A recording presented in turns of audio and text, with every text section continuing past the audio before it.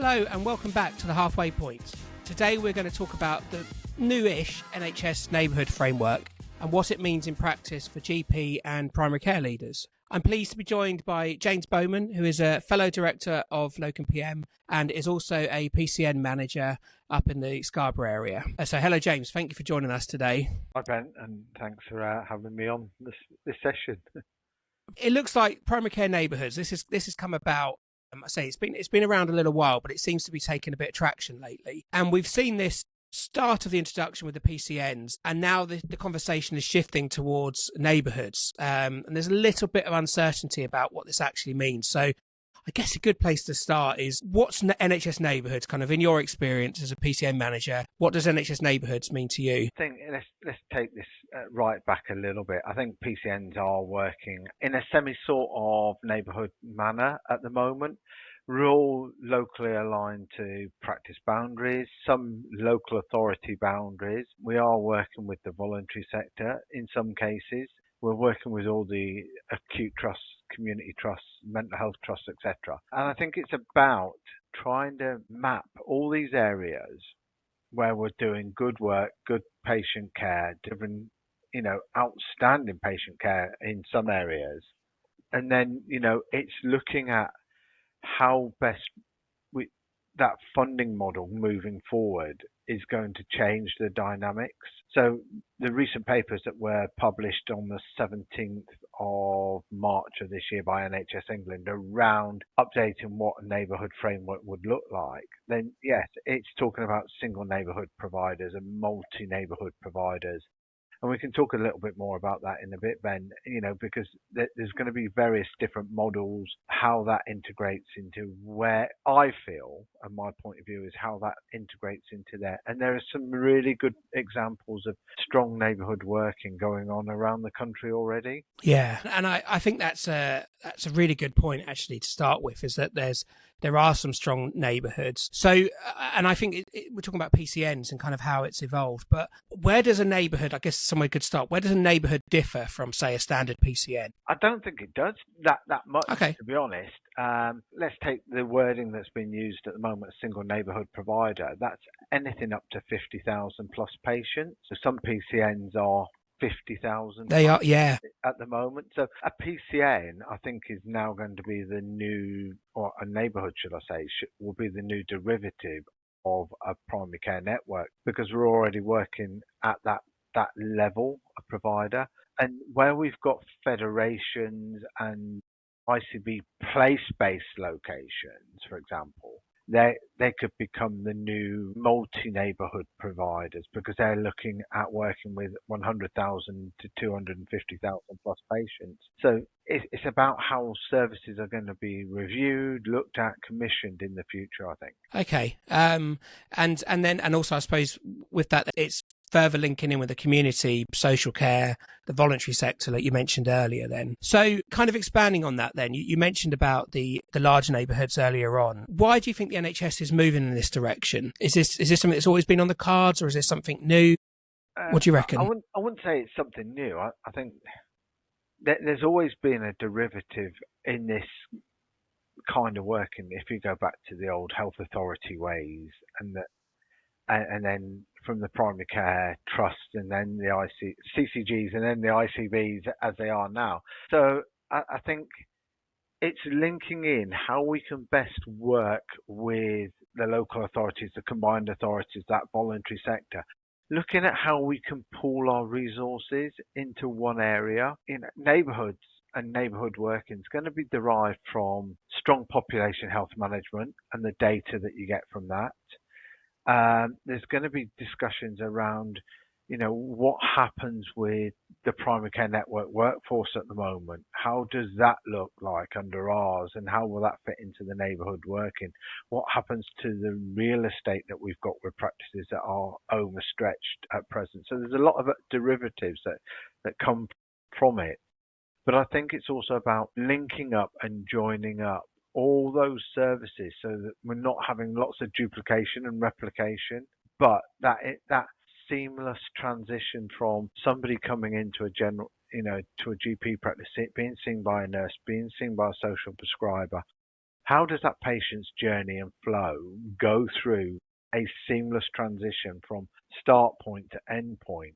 That they're not having 20,000 conversations about the same thing and telling their story. So they're telling their story once and making Yeah. that contact count all the time. Yeah, okay, that's really helpful, and it kind of leads on to where I was just thinking next about where does this mean for GP practices, but also PCNs and the patients. So starting with the GP practices, then, do you think there'll be a change from kind of almost isolated practice level to kind of system level thinking? Starting to think about things a bit wider than just, I use just in quotation marks there, but just a standard day-to-day general practice. What do you think? I think, again, this is just my point of view. There will be others out there that have got a point of view of how this goes. And I think, yes, general practice has to start looking at the wider picture.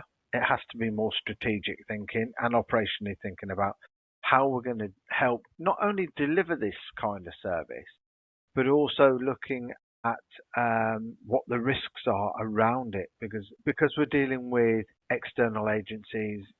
Do we have the right level of IT infrastructure? Do we have the data protection impact assessments in place? Do we have good IG in place for data sharing? Do we have the consent from the individuals when we start sharing their details across the different organisations? And it's great that we're doing that already with the trusts. But as we start doing more and more with the combined authority and the voluntary sector, some people may get wary about what's happening with their data, how that's being dated, and why they're being taken down one route rather than having a condition being medicalised all the way through sometimes. We know that there's a number of trailblazer projects going on there trying to get people back into work that DWP initiated, haven't they? Some of the work that those early adopters that are happening in general practice at the moment, it is trying to non-medicalise somebody being out of work. So somebody's on a Med 3, what else can be done to refer that individual into a voluntary sector scheme, back into higher education, for example? But you've already got small pockets of neighbourhood working happening because you've got that MDT style approach where individuals are being picked up. For example, they've had 3 or 4 Med 3s issued, let's say for MSK. They're out of work for a long period of time. Let's get them referred into a specialist MSK service, or seeing what can happen to get them back into work even quicker. It becomes more complex when they're mental health issues or complex mental health issues. But you'll find that a lot of PCNs and a lot of GP practices are already formed mini neighbourhoods. Yeah, I just without realising that that's what a neighbourhood is. Yeah, I was thinking, whilst you were saying that, if you look at the R's roles then, so the social prescriber, for example, it to me is key with being the glue with this then, and then linking into your other R's services, whether that's now at the neighbourhood that they're based either within your PCN or locally within the community. But like you said, those barriers, those onward referrals, the IT, in an ideal world, this should all flow. And then the patient journey is a lot smoother. So I guess then from the PCN point of view, what's the impact there? Can we see, what do you reckon? Do you see an increase in staffing? I know subject to funding, obviously, but is there kind of a more of an ownership of putting more direction of travel into PCNs, do you think? It's a good point, isn't it, Ben? I think, a lot of PCNs will, especially with the new neighbourhood models coming into effect possibly as early as 2027, that financial year, but we're already gearing up to what it may look like from April, in a couple of weeks' time, aren't we? Yeah, true. Even though we don't still have that PCN contract at the moment, but we're still trying to gear ourselves up into forward thinking, that strategic operational thinking about what do we need as PCNs? What do the practices need to help support that model of working? How can we enhance the MDTs that we've got in place to make them that transition a little bit easier? Otherwise, if you think when PCNs were first formed 4, 5, 6 years ago, out of the COVID era, PCNs were just like, right, you're going to form a PCN, aren't you? And we don't want that to happen with, right, you're now going to form a neighbourhood. You'll already see around the country there are some boundary changes happening within some PCNs. Some PCNs are having to realign or merge even, just so they fit within the combined authority and local authority footprint. So I'm quite lucky here in Humber and North Yorkshire as an ICB. We're not having to do any of that at the moment. But as PCNs around the area, we've got really good working relationships. So as PCNs, we talk to one another. We're sharing ideas. We've got 2 PCNs locally that are part of the national PCN pilot scheme. So we're starting to integrate a little bit more. Okay. Federation working is becoming even more. So we can look at how a federation model as a multi-neighbourhood provider may even provide that assistance as we move forward. Okay, and you talked about realignment, so I guess that lines up as well, where nationally there's the ICBs are starting to come together, they're starting to line up with the ICSs as well, but even kind of broader that the council are changing kind of the structure of that over the next year or two as well. So presumably this is all to kind of line everything up. So the neighbourhood is almost one small cog in a much bigger machine almost. Yeah, it is. That health cog within that as you say, that machine. Yeah, we're turning nice and slowly, I would say, and then you've got all the trusts that link into it. So that we're going to be that glue. Yeah, and wanting to not. I would say we want to have that consistent approach to everything that we do. That we've got good system leadership with organisational leadership that's got good, strong clinical leadership across the boundaries. We know that there are going to be areas that have multiple providers within their boundaries. Let's take Harrogate, for example, based in North Yorkshire. They'll use York and Scarborough Trust for a number of things. Then they'll cross into West Yorkshire for delivery of care at the Leeds General Infirmary or St James's in Leeds. So all of a sudden you've got 2 ICB boundaries being crossed. Let's drop down into North Lincolnshire, for example. They utilise services from not only North Lincolnshire, but Lincolnshire itself. They've got 2 different ambulance trusts to deal with, East of England Ambulance Trust and then Yorkshire Ambulance Trust slightly. So you can start to see, when you start looking at how these neighbourhood models are being built and formed, it's not just those that are key and central to one point. It's how the fringe areas happen as well. So it's bringing those other organisations on board and along on that journey as well. Yeah, and locally down in the South Coast Hampshire, we're seeing that with the hospitals are starting to come together. The lab systems are all starting to become linked together, and this is all part of that same machine cog example where it's all starting to line up so we can kind of make the best use of the resources we've got across a wider area. So looking at some of them, then there's some opportunities there. They're talking about making things a bit broader, make better use of the shared workforce, innovation coming shining through as well. And I've already seen a few projects with NHS Neighbourhoods that have kind of shone. But challenges as well. I suppose it'd be good to discuss some of the potential challenges as well as, we talk about the light and fluffy. Let's be honest on here and talk about challenges. So where do you see some of the challenges come in? Like, I'm just thinking around governance and stuff like this and accountability. What do you see? Governance is always going to be a key part, isn't it, Ben? Especially when we're starting to share data, start to share individuals, records. But yes, it's going to be a challenge to make sure systems can talk to one another. And are we going to get information back in a timely fashion as such? But it should also be seen as an opportunity, really. As a neighbourhood starts to mature, and we get that strong integration, not only from health, but from social and the public services, for example, then I think, those challenges and barriers that may be put up is who's leading on it, who's going to take the lead. A really good quote I heard a few weeks ago was, when you start to come together as neighbourhoods, when you start to meet, people need to leave their egos outside. So you're actually going in as a neutral type of organisation, that it doesn't matter whether you're from a trust, whether you're from a GP practice, a PCN, voluntary sector, you are all equals and you're all there to get one job done. So that quote quite resonated with me, that, you leave your ego I outside like that. and at the door. Yeah. Otherwise, for it becomes playground tactics as such, doesn't it? If you think, he said, she said, they Point did, scoring. Yeah.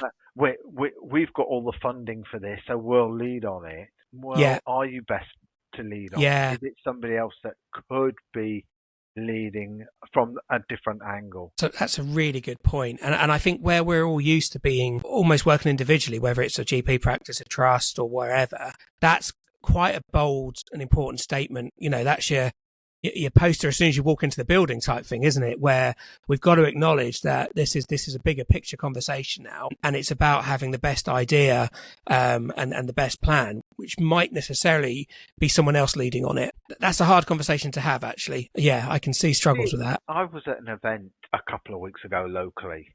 There was representatives from primary care. There was representatives from the voluntary sector. We had representatives from the local authority and other public services. So the police were there. Education were invited. So we all sat round the table and we were talking about how, with areas and pockets of deprivation that we've got in the community in North Yorkshire, especially here on the East Coast in Scarborough and that, is how can we get individuals out to move more without them realising they're doing it?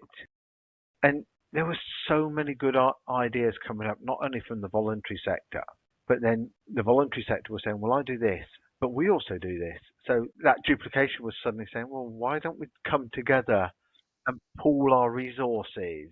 Instead of us all bidding for the same pot of money, for example, why don't we look at pooling our resources to help each other out? And I think that's where the joys of breaking down those barriers, breaking down any challenges from a neighbourhood perspective may come in. Yeah, I can see that. And if we get it right, I would say that there's a potential to look at potential savings and where we can reinvest. Yes. Can we reinvest in somewhere else or reinvest in something else? And I think, those challenges will be is managing that financial risk at the moment, especially at a neighbourhood level. We know the ICBs have been told they've got to cut their spend. And they've gone through some massive changes, haven't they, as commissioners? Yeah. GP practice are probably working the leanest they've ever been for years. Yeah. But the ask on general practice at the moment is becoming more and more and more. And local authority as well, their budgets have been cut.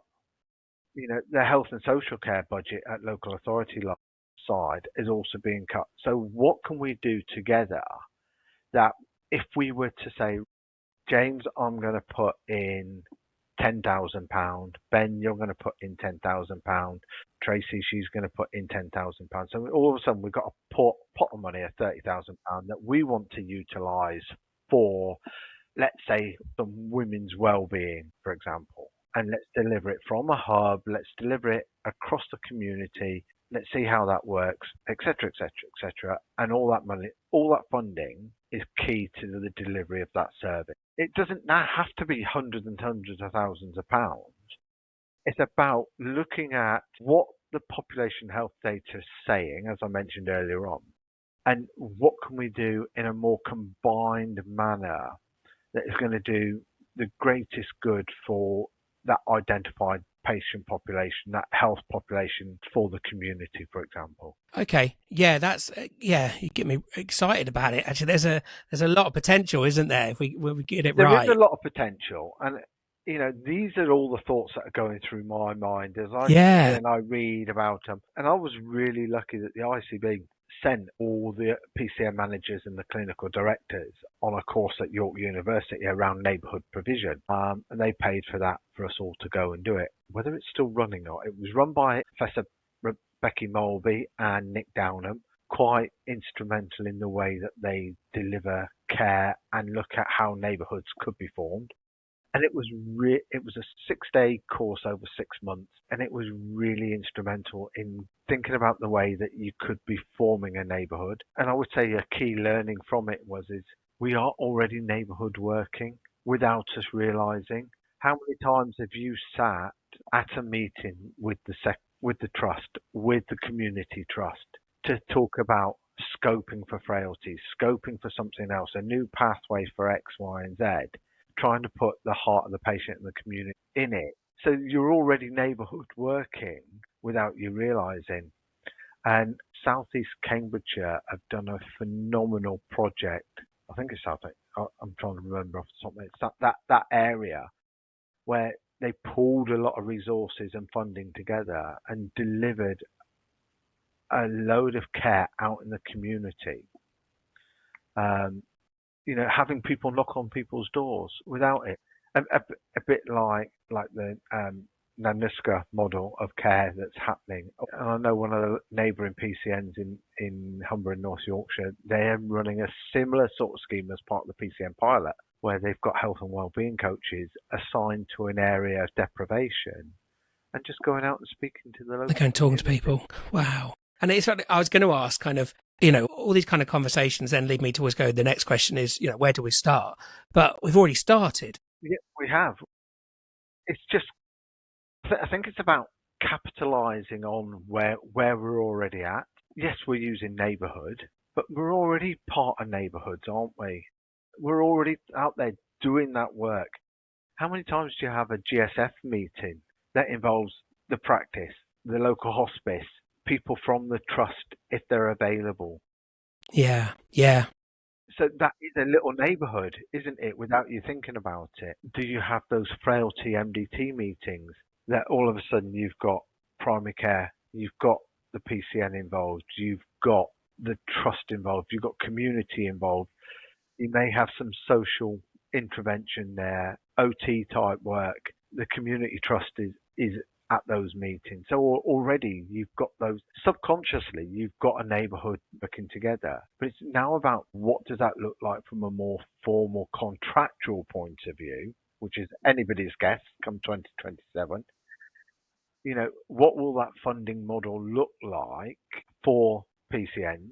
Will PCNs become a single neighbourhood provider and be called that, a neighbourhood provider? Or how will those larger multi-neighbourhood providers actually come to the aid of working with the single neighbourhood providers as well? So they become more the drivers and the integrators with the larger organisations, whereas the single neighbourhood providers become the providers and the doers, delivering that at the coalface. I've got you. Yeah. So I suppose in wrapping up then, is there for those practices that are, or even PCNs that are still unsure kind of where to go next, is there a mindset shift almost? Is there a new way of looking at things as, change is coming to me, but this will evolve over time. But how can we kind of go on this journey together as a neighbourhood, as an integration with all the other areas, and so that it's successful for everyone involved, including the patients? I think there is going to have to be a mindset change, because in anything that we do within the NHS and primary care and general practice, we are very good at adapting to change very, very quickly. GP partnerships will retain their autonomy, and I think that will be, but will become more delivery arms. Will funding change? You'd like to think there's going to be a bit more shift back into general practice and primary care, especially as we want, as the government want that delivery of care closer to home and in the community. And I think there's going to be a real emphasis on that strong clinical leadership and that strong non-clinical management to be the driving force to make this successful. And I think we'll see how that pans out over the coming financial year, and how we will best be geared up in the next 12 months to say neighbourhoods are coming in from 2027, for example. You've already been working on it for the last 12 months fully, but this is what the level of funding may look like. We've already seen a shift in some of the PCN funding going back into general practice, especially around capacity and access. What will that look like for the R's funding come 27? It will give you an ideal opportunity to sit and review that workforce and that workforce model to probably help you drive forward with any new neighbourhood working. Will you need more care coordinators? Will you need more health and wellbeing coaches or social prescribers? Will they need upskilling further, for example? True. It's anybody's guess, isn't it? Yeah, and I think that's a really promising note to end on, actually, in that there's a lot of flexibility and a lot of freedom for different neighbourhoods to go different directions as well. So thank you, James, for joining us today. We'll put links to the resources that James talks about in the show notes as well. But it's really useful to have your valuable insights today. I hope you all have a lovely week, and we will see you next time at the halfway point. Thanks, Ben. Thanks again, James. Cheers. Thank you for joining us today for another episode of The Halfway Point. We hope today's conversations has given you a fresh inspiration and practical ideas you can take straight back into your practice. You will find all the links and resources we mentioned in the show notes at locumpm.co.uk. The Halfway Point is available on all major podcast platforms in both audio and video formats, so you can tune in however suits you best. If this episode helped you, we would generally love to hear from you. Leave us a review or a comment. Not only does it make our day, it also helps us shape future episodes around what matters most to you. Make sure you follow and subscribe so you do not miss next Wednesday's episode. And if you know a colleague who would benefit from this conversation, please share this episode with them. You can also connect with us on LinkedIn and Facebook by searching for the Locum Practice Manager. We're on YouTube too, where we share practical tips and tutorials for primary care managers. Until next time, keep moving forward, keep improving, and we'll see you again next week at the Halfway Point.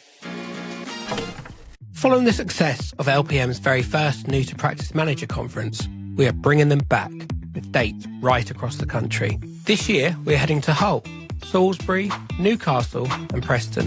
And the best part, it is completely free to attend. If you're new to the practice manager role and feeling like everyone else has the manual except you are not alone. These conferences are relaxed, practical and honest. Real conversations, useful learning and tools you can take straight back to your practice. You'll also meet trusted industry partners, leaders in their own field who are there to support you and help you grow with confidence. You will leave clearer, better connected and ready to lead. Head to locumpm.co.uk to book your free place and follow us on LinkedIn and Facebook to stay up to date. We would love to see you there.